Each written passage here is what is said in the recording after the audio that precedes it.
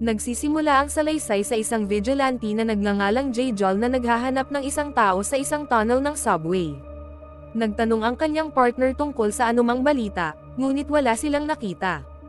Biglang nasira ang kanyang radio communicator at nawalan ng signal.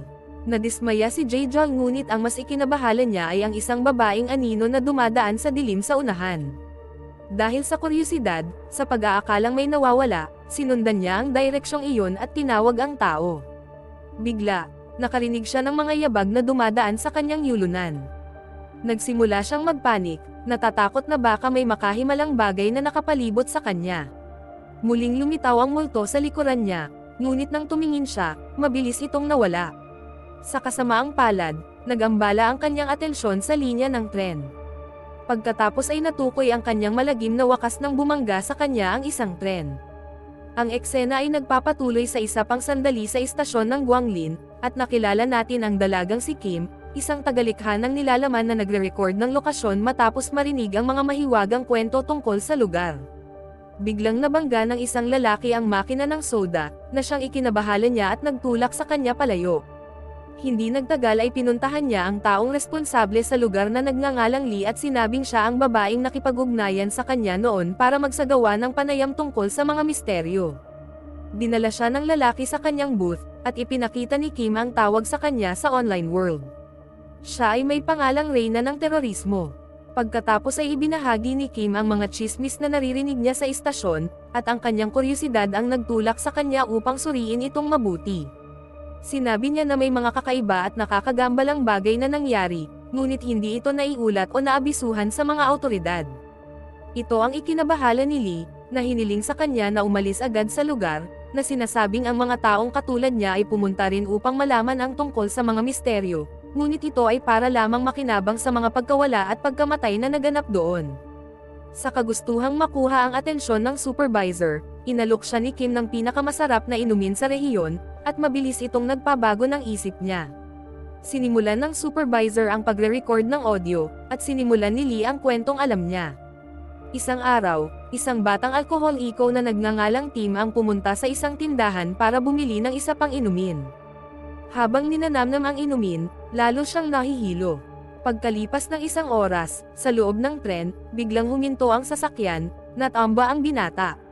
Binuhat siya ng mga tao at hinintay na magpatuloy ang biyahe. Biglang nagising si Tim at nakita ang isang dalagang nontog ang ulo sa salamin ng pinto.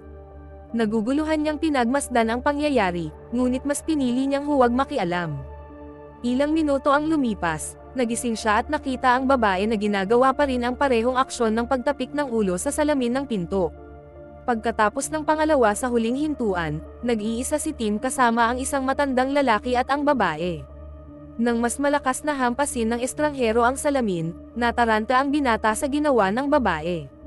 Nang makita ang kakaibang eksena, lumipat ang matandang lalaki sa kabilang karwahe, di nagtagal ay nag-alala si Tim at sinundan ang lalaki. Napangiti siya sa kanyang nasaksihan at tinawag ang babae na Nabalisa. Sa sandaling iyon, nakatanggap siya ng tawag mula sa kanyang ina, na nagtatanong kung bakit hindi siya pumapasok sa unibersidad. Biglang nawalan ng signal ang tawag at naputol ang tawag. May lumabas na mensahe sa cellphone na nagsasabing isang dalaga ang nagwakas ng kanyang buhay 2 taon na ang nakalilipas sa Guanglin Station, isang bagay na misteryoso, dahil ito rin ang eksenang nakikita niya sa mismong sandaling ito. Nang tumingin si Tim sa matandang lalaki, napansin niyang nagsimula na itong mauntog sa karwahe. Natakot si Tim nang biglang lumitaw ang dalaga sa salamin ng pinto ng kanyang karwahe. Bumilis ang takbo ng tren at namatay ang mga ilaw hanggang sa mamatay ang mga ito. Nang buksan niya ang flashlight, wala na siyang nakitang tao roon.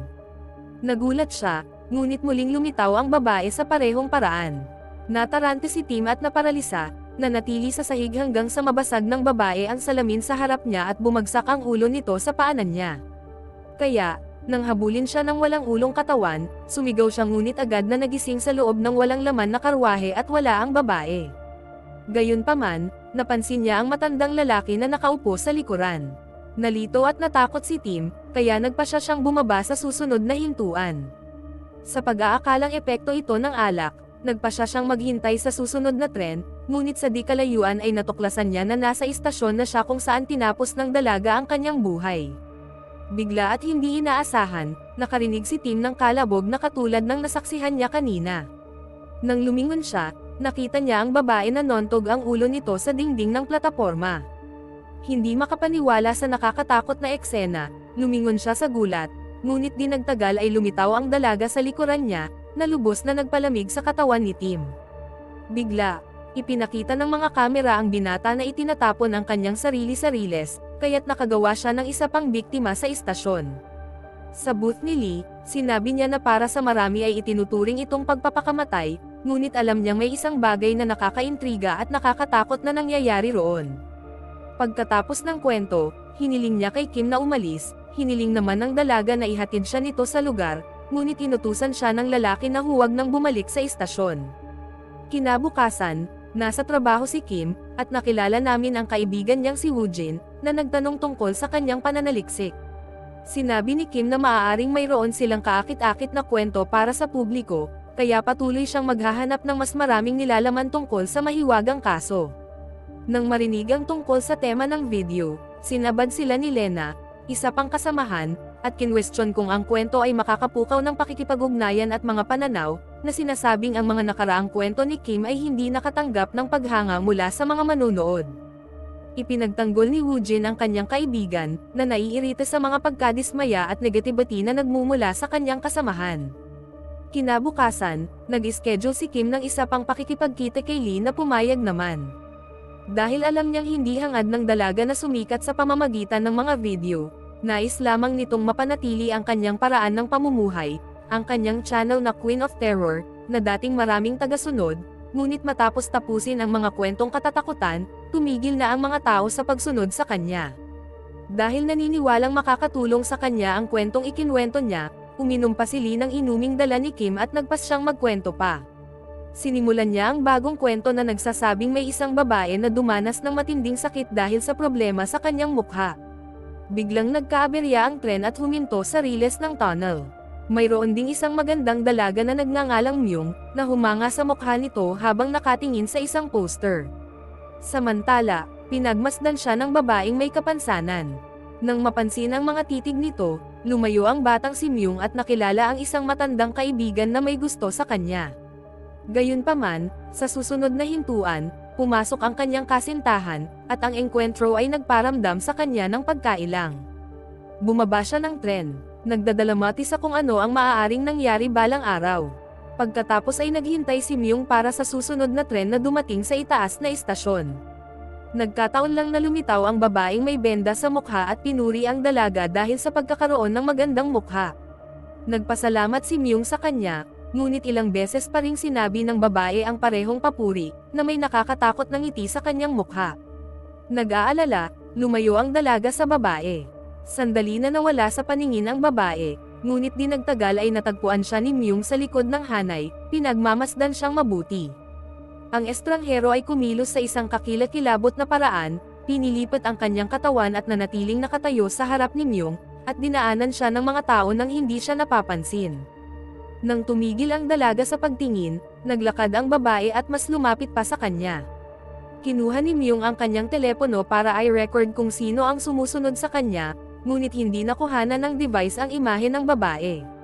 Bigla, nalaglag ng babaeng may kapansanan ang likido mula sa tasa na dala niya, na nagpapakita na ito ay kinakaing asido.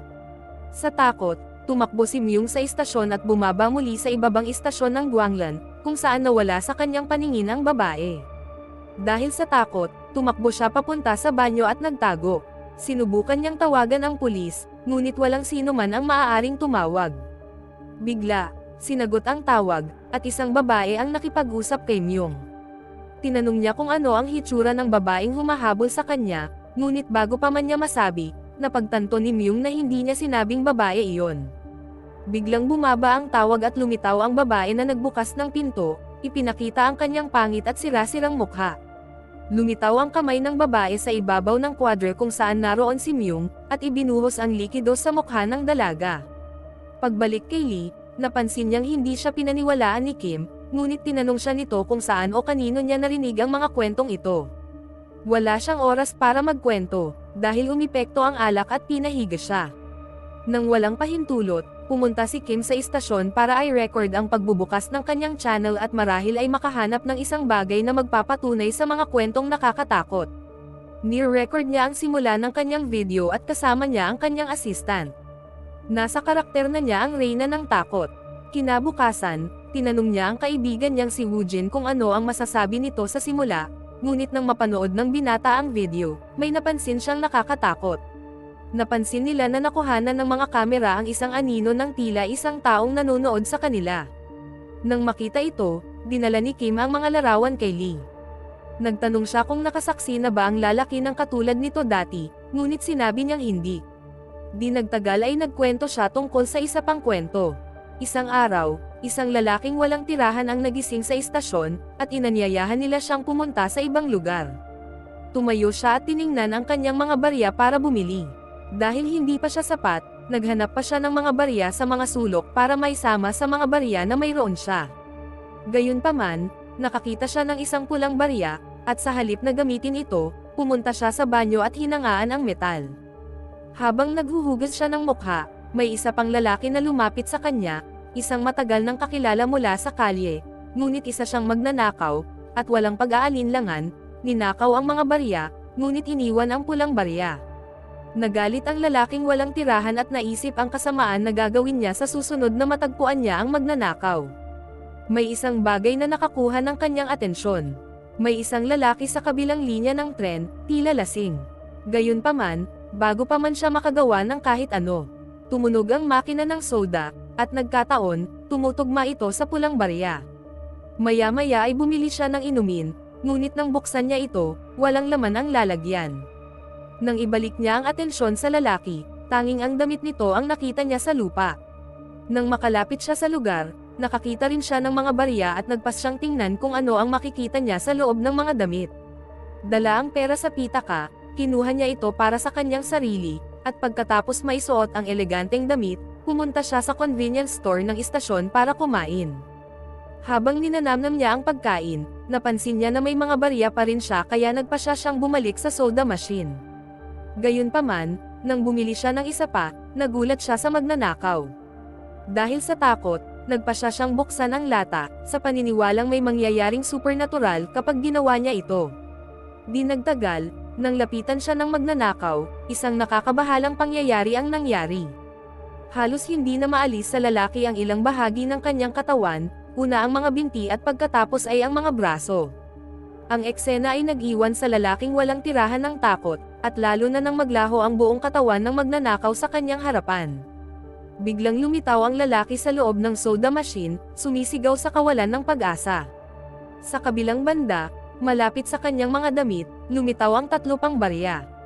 Nakakaintriga ang katotohanan ito, ngunit tila sa sandaling buksan ng lalaking walang tirahan ang isang lata ng soda, isang tao ang nawala sa harap niya, at lumitaw ang mga kakaibang barya para sa kanya. Gayunpaman, hindi lamang iyon, mas maraming pera ang lumitaw para sa kanya. Dahil alam niyang may mangyayaring supernatural kapag ginawa niya ito, ngunit kayamanan ang lumilitaw para sa kanya, sinimulan ng lalaking walang tirahan na magbukas ng mga soda sa harap ng mga tao, at pagkatapos ay dinadala ang mga ito sa makina. Nang makita ang pagkakataon para sa kayamanan, sakam niyang ipinagpatuloy ito ng ilang beses, itinago ang mga damit ng mga tao upang walang mapaghinalaan. Maraming barya ang lumitaw para sa kanya, at tuluyan niyang binago ang kanyang personalidad. Ngayon ay kumikilos siya na parang hindi mauubos ang pera, at maaari na siyang pumili ng kanyang mga biktima. Sa isa na namang gabi ng kanyang mga aksyon, patungo na siya sa kanyang pamamahinga, ngunit sa pagkakataong ito ay may napansin siyang kakaiba at nakalilitong bagay. Pagtingin niya sa kabilang bahagi ng istasyon, nakita niya ang kanyang sarili sa loob ng soda machine, at nagsimulang makaramdam ng pagkahilo. Sumigaw siya para huwag buksan ang lata, ngunit sa kabaligtaran, nawala siya. Ngayon ay nakikita niya ang kanyang sarili na nakakulong sa loob ng makina, at natuklasan na ang aparato ay nilalason at nilalamon ang mga biktima nito. Ito ay isang bersyong isinalaysay ni Lee upang bigyang katwiran ang maraming damit na natagpuan sa Guanglin Station. Pagkalipas ng ilang minuto, nakatulog si Kim, at binalutan siya ni Lee, pagkatapos ay pumunta siya sa kanyang silid. Isang linggo matapos i-post ni Kim sa kanyang social media ang mga kwentong ikinwento ni Lee, Kumain siya ng hapunan kasama si Woojin, na binati siya dahil sa paggana nito, at sinabing gusto siya nito, ngunit panaginip lamang ito. Nagising siya sa trabaho at napansin niyang papalapit na si Lina kay Woojin, isang bagay na ikinalungkot niya. Ilang sandali pa, kasama na naman niya si Lee, ipinapakita ang kanyang pagkadismaya dahil walang nangyayari. Inalo siya ni Lee at sinabing dapat makontento ang mga tao sa kung anong mayroon na sila, dahil kapag sinusubukan nilang sakupin ang kung anong kulang sa kanila, o kung anong hindi sa kanila, nanganganib silang mawala ang lahat ng mayroon na sila. Sinabi niya na bilang na ang kanyang mga araw, dahil mayroon siyang malignant na problema sa kanyang katawan, kaya dapat nang tumigil si Kim sa pakikipagkita sa kanya. Kinabukasan, pagpasok niya sa trabaho, ikinagulat siya ng lahat ng kanyang mga kasamahan, na bumati sa kanya para sa lingguhang talaan ng panonood, salamat sa mga kwentong inilathala niya. Pagkalipas ng ilang oras, tiningnan ni Kim ang mga komento sa kanyang mga video, at sinabi ng isa sa mga ito na pumunta siya sa istasyon ng Macab at nakaramdam ng mga kakaibang bagay, at hiniling na walang sino man ang pumunta sa lugar, dahil naniniwala siya sa mga kwentong ikinukwento. Dahil sa kagustuhang makaalam pa, inimbitahan ni Kim ang babae sa isang pulong. Kinabukasan, umupo siya kasama si Tina, na humiling kay Kim na tanggalin ang kanyang mga video, na sinasabing hindi maaaring malaman ng mundo ang mga kwento ng lugar. Sinabi ng dalaga na ang lahat ay konektado sa sekta ng Guanglan. Ayon kay Kim, matagal nang nawala ang grupong iyon, isang katotohanang napatunayan na. Gayunpaman, ang istasyon ng Guanglan ay itinayo sa ibabaw ng mga guho ng simbahan ng sekta ng Guanglan. Para kay Tina, ito ang dahilan kung bakit napakaraming masasamang bagay ang nangyayari sa istasyon. Naguluhan si Kim sa sinabi ng dalaga, at tinanong siya tungkol dito. Sinabi ni Tina na nagkaroon siya ng insidente sa istasyon ilang panahon na ang nakalipas, na ikinamatay ng kanyang isang mata. Hiniling ng babae kay Kim na huwag pumunta, sinabing kung pupunta sila roon, mamamatay ang lahat. Bigla, sa likuran ni Kim ay lumitaw ang isang kakilakilabot na nilalang na may bungo ng kambing, na ikinatakot ni Tina bago tuluyang nawala. Sa takot, tumakbo palayo ang babae. Pagkatapos ng pakikipagkita kay Tina, bumalik si Kim sa kumpanya at nagsaliksik tungkol sa sekta ng Guanglan. Sa ulat, sinasabi nito na 50 taon na ang nakalilipas, noong 3 ng Oktubre taong 1973, nagkaroon ng malawakang pagpapakamatay sa mga miyembro ng sektang Guanglan sa loob ng simbahan sa Seoul, na minarkahan sa kasaysayan dahil para sa mga mananampalataya, bibigyan nito ng immortalidad ang kanilang pinuno. Pagkatapos ng araw ng trabaho, habang nasa kanyang mesa siya at nakatingin sa kanyang video platform, pinag-isipan ni Kim ang sinabi ni Tina at pinag-isipang burahin ang mga video. Bigla, may narinig na ingay mula sa katabing silid, at pagkatapos ay pumunta siya upang tingnan ito. Pagsilip niya sa kwarto, napansin niyang hinalikan ni Lena ang lalaking minsang ninanais ni Kim. Dahil sa pagkadismaya, lumabas siya ng opisina at umuwi. Kinabukasan, kinumpronte niya ang kanyang kaibigan tungkol sa nakaraang gabi, na itinanggi naman nito, at sinabing nasa ibang lugar ito. Dahil sigurado siya sa nakita, tinanggihan niya ang imbitasyon nito sa hapunan at umalis sa harapan nito. Nagbago ang eksena kay Lena, na nag-record ng kanyang mga eksena na lalong nagpasigla sa kanya. Dahil sa kawalan ng pag-iingat, nawalan siya ng balanse at hinawakan ang isang pansuporta sa kamay na may bahid ng kakaibang putik. Kalaunan, habang kausap si Woojin, napansin ng binata na dumudugo ang ilong nito. Dahil sa takot, pumunta siya sa banyo para maglinis ng sarili. Sa sandaling iyon, napansin niya na may kakaibang marka na lumitaw sa kanyang kamay. Pagkalipas ng ilang oras, habang pauwi na siya, sinubukan niyang pigilan ang mga patak ng dugo na lumalabas sa kanyang ilong, ngunit napansin niya agad na dumami ang mga marka sa kanyang kamay. Huminto ang tren sa Guanglan Station, at mabilis na pumunta si Lena sa banyo upang magtago, sa paniniwalang kung makikita iyon ng mga tao, sisirain nito ang kanyang imahe at reputasyon. Sa kasamaang palad, nagiging kakilakilabot ito, at ang mga marka ay sumasakop sa kanyang buong katawan, at tumutubo ang mga halaman sa kanyang balat. Ang eksena ay naputol sa ilang minuto ang lumipas, kung saan nakita natin ang mukha ng dalaga na natatakpan ng mga bulaklak. Pagbalik sa booth ni Lee, tinanong siya ni Kim tungkol sa Guanglan Chapel at tungkol sa pinuno ng sekta, dahil may mga chismis din na nagsasabing buhay pa ito. Kalmadong tinanong ni Lee kung gusto niya itong makita, at nanatiling tahimik si Kim. Sinabi ni Lee na sa isang takdang oras ng madaling araw, may tren na dadaan sa saradong istasyon ng Guanglan, hihinto ito, at kung papasok siya, maaaring makasalubong niya ito. Sa opisina, hinanap ng mga investigador ng pulisya si Kim matapos mapanood ang kanyang mga video. Ngunit hindi siya pumasok sa trabaho. Ipinaalam nila na ang hepe ng istasyon ay ibang-iba na simula noong araw na nawala ang kanyang katrabaho. Kalaunan, pagsapit ng madaling araw, nakita namin si Kim na mag-isa sa istasyon, naghihintay sa eksaktong oras na sinabi ni Lee, 34 minuto pasado alas 3. Si Kim, habang naghihintay ng tren, ay nakarinig ng tunog ng mga yabag mula sa kisame. Biglang bumukas ang mga ilaw, at nakita niya ang isang lalaking nakaupong mag-isa sa isa sa mga bangko. Namangha siya sa pangyayari, nang makita ang lalaking paralisado gamit ang kanyang cellphone. Nakakakilabot ito, dahil siya pa rin ang lalaking iyon mula pa noong una. Hindi gumalaw ang estranghero, kahit na umuungol ang kanyang pusa sa loob ng bag. Dumating ang tren, ngunit siya lang ang pumasok. Tumingin ang dalaga sa labas, nakita ang lalaki na nakatayo pa rin, ngunit nang ibaling niya ang tingin sa loob, natakot siyang makita ito sa loob, sa pagkakataong ito ay nakatingin sa kanya. Natakot si Kim sa lalaki, kaya tumayo siya at lumayo. Nakakagulat na tumayo ang estranghero at sumunod sa kanya. Nagsimulang magpanik si Kim. Biglang namatay ang mga ilaw, at wala na roon ang lalaki. Huminto ang tren, at mabilis siyang bumaba. Maya-maya ay namalayan niyang nasa isang liblib na bahagi na siya ng riles malapit sa istasyon.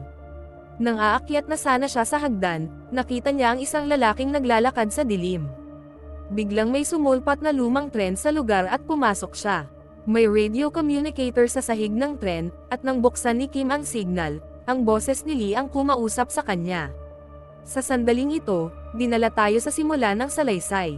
Ang vigilante ay ipinadala ni Lee upang suriin ang mga tunaw ng istasyon, at habang ginagawa niya ang inspection, sinubukan ni Lee na makipag-usap sa kanya tungkol sa isang bagay na nakita niya, ngunit nawala ng signal ang radyo, pagkatapos ay isang boses ang nagsabing napakainit sa kanyang kinaroroonan. Dahil sa takot para sa kaligtasan ng kanyang kaibigan, bumaba si Lee at pumunta mismo upang suriin. Bigla, isang ilaw ang sumulpat sa kanyang likuran, nang lumingon siya, nakita niya ang lumang tren na biglang sumulpat sa lugar. Pumasok si Lee para tingnan kung naroon ang kanyang kaibigan, ngunit sa loob ng karwahe ay natakot siya nang may kumatok sa mga salamin na bintana. Biglang gumalaw ang hawakan ng pinto ng cabin ng piloto. Nang tingnan ni Lee kung may tao sa loob, nagulat siya nang makitang wala siyang nakitang tao. Biglang sumara ang pinto, naiwan siyang nakulong sa loob. Pagkatapos ay mabilis na umusad ang lokomotibo, at hindi ito mapigilan ni Lee. Dahil sa desperasyon, pinilit niyang buksan ang pinto hanggang sa bumukas ito. Nang maluwag na ang daanan, bumalik si Lee sa karwahe. Napansin niya ang mga sinaunang sulatin na nakakalat sa buong tren, pininturahan ng pula. Natarante si Lee, pakiramdam niya ay nakakulong sa isang lugar na nagsimulang uminit at natunaw ang mga talampakan ng kanyang sapatos.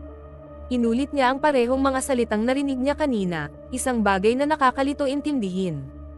Habang sumisilong sa itaas ng mga upuan, nagulat siya nang may ilang mga kamay na humahampas sa mga bintana, mga taong sumisigaw sa sakit. Pagkatapos ay hinayos niya ang emergency brake, at nang huminto ang tren, napagtanto ni Lee na nasa loob siya ng isa pang lokomotibo, ngunit siya ay nakulong. Muling nakipag-ugnayan ang kanyang partner sa pamamagitan ng radyo, nang makita siya mula sa malayo, sinabing papunta na siya. Sumilip si Lee sa mga bintana at nakita ang kanyang kaibigan, ngunit nakatayo ito sa dilim sa labas. Bigla, nabunyag ang katotohanan. Patay na ang vigilante, at ulo na lang niya ang naroon, hawak ng isang taong walang mukha. Bigla, ang tren ay naging dating-dating, at muling gumalaw. Sa pagkakataong ito, may mga kamay na umatake sa lalaki, itinumba siya at kinaladkad siya sa kadiliman. Balik sa kasalukuyan, si Lee ay lumitaw sa labas na nakangiti, at di nagtagal ay nag-transform bilang si Kim, na nagpapakita na sa lahat ng oras na ito ay isang bagay na hindi maintindihan, at hindi ang tunay na Lee. Si Kim ay nakakulong sa loob ng lokomotibo at dinala sa isang hindi kilalang destinasyon. Samantala, sa Guanglan Station, hinahanap ni Woojin ang kanyang kaibigan, alam niyang pupunta ito sa lugar, ngunit hindi niya ito natagpuan doon. Gayunpaman, pagkatapos ng ilang minutong paghihintay, at sa huling sandaling ito, lumitaw si Kim na may nakapikit na ekspresyon. Lumapit si Woojin kay Kim na gustong malaman kung nasaan siya, ngunit ngumiti lamang siya, na nagpapatunay sa salaysay na ang nilalang na tinawag ng sakripisyo ng sekta ng Guanglan ay siya na ngayon at dito muna nagwakas ang kwento.